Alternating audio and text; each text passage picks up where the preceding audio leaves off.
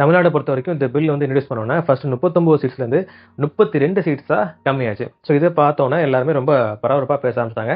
So அப்புறம் வந்து ஒரு 50% இன்க்ரீஸ் பண்ண போகிறோம் அந்த மாதிரி சொல்லிட்டு 39 சீட்ஸ்லேருந்து 59 சீட்ஸாக இனி மாறும் அப்படின்னு சொல்லிட்டு ரிவைஸ் பண்ணாங்க. ஸோ இந்த பில் வந்து ஏப்ரல் 16, 2026 பார்லிமெண்ட்ல இன்ட்ரடியூஸ் பண்ண அப்புறம் வந்து தமிழ்நாட்டில் பயங்கரமாக வந்து எதிர்ப்பு கிளம்பிச்சு.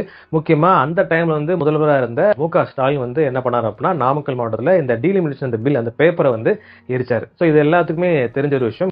தமிழ்நாடு வந்து என்ன பண்றாங்க அப்படின்னா, எந்த ஸ்டேட் கூட கம்பேர் பண்ணி பாக்குறாங்க அப்படின்னா, உத்தரப்பிரதேஷ் கூட கம்பேர் பண்ணி பாக்குறாங்க. அந்த ஸ்டேட்ல உள்ள தொகுதிகள் எவ்வளவு பார்த்தீங்கன்னா 80 தொகுதிகள் இருக்கு. ஸோ இந்த 80 தொகுதியில இருந்து ஒரு 50% நம்ம இன்க்ரீஸ் பண்ணோம் அப்படின்னா 120 தொகுதியா மாறும். உதாரணத்துக்கு 1971ல அந்த சென்சஸ் படி பார்த்தீங்கன்னா தமிழ்நாடோட பாப்புலேஷன் எவ்வளோ இருந்துச்சு பார்த்தீங்கன்னா 4.1 கோடியா இருந்துச்சு. 2011 சென்சஸ் டேட்டா படி தமிழ்நாடு பாப்புலேஷன் எவ்வளவா மாறுச்சு அப்படின்னா 7.2 கோடி பாப்புலேஷனா இருந்துச்சு. ஸோ எவ்வளோ சதவீதம் இன்க்ரீஸ் ஆயிடுச்சு அப்படின்னா 75% இன்க்ரீஸ் ஆச்சு. இதுவே நீ யூபி எடுத்தீங்கன்னா 1971 சென்சஸ் படி 8.4 கோடியா இருந்துச்சு. அதுவே 2011 சென்சஸ் படி பார்த்தீங்கன்னா கிட்டத்தட்ட 20 கோடி வரைக்கும் இன்க்ரீஸ் ஆயிடுச்சு. ஓவராலா எவ்வளவு சதவீதம் இன்க்ரீஸ் ஆயிடுச்சு அப்படின்னா 135% இன்க்ரீஸ் ஆயிடுச்சு.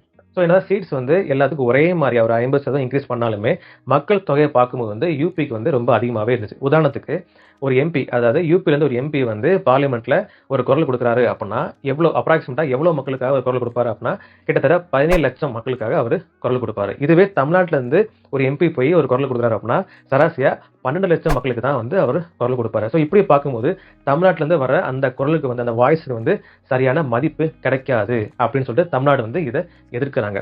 அது மட்டும் இல்லாம மத்திய அரசு கொண்டு வந்துள்ள அந்த குடும்ப கட்டுப்பாடு ரூல் இருக்குல்ல, அதை வந்து இந்த சதர்ன் ஸ்டேட்ஸ் தான் வந்து சரியான முறையில் ஃபாலோ பண்றாங்க. அதனால தான் வந்து இந்த பாப்புலேஷன் வந்து சரியா மெயின்டைன் ஆகிட்டு வருது. ஸோ சரியா ஃபாலோ பண்ற இந்த ஸ்டேட்ஸுக்கு வந்து இந்த டீலிமிட்டேஷன் வந்து ஒரு பெனால்ட்டியா அமைஞ்சிரும். அது மட்டும் இல்லாம ஃபாலோ பண்ணாத ஸ்டேட்ஸ் வந்து இது பெனிஃபிட்ஸா அமைஞ்சிரும். அதனால தமிழ்நாடு வந்து இது முழுமையா வந்து இந்த டீலிமிட்டேஷனை எதிர்த்தாங்க. ஆகஸ்ட் 8, 2026 தற்போதைய முதல்வர் தாவேகா தலைவருமான ஸ்ரீ ஜோசப் விஜய் வந்து அனைத்து கட்சிக்கு வந்து தனித்தனியா வந்து அழைப்பு வந்து கொடுத்தாங்க. ஸோ வழக்கம் போல வந்து எந்த எதிர்கட்சியும் வந்து அதில் பங்கேற்கல.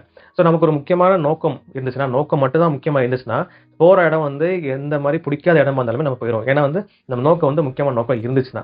ஸோ எந்த கட்சியா எடுத்தாலுமே அவங்களுக்கு முக்கியமான நோக்கம் என்னன்னா தமிழக மக்கள் வந்து முன்னேற்றம் தான் முக்கியமான நோக்கம் அப்படின்னு சொல்லிக்கிறாங்க.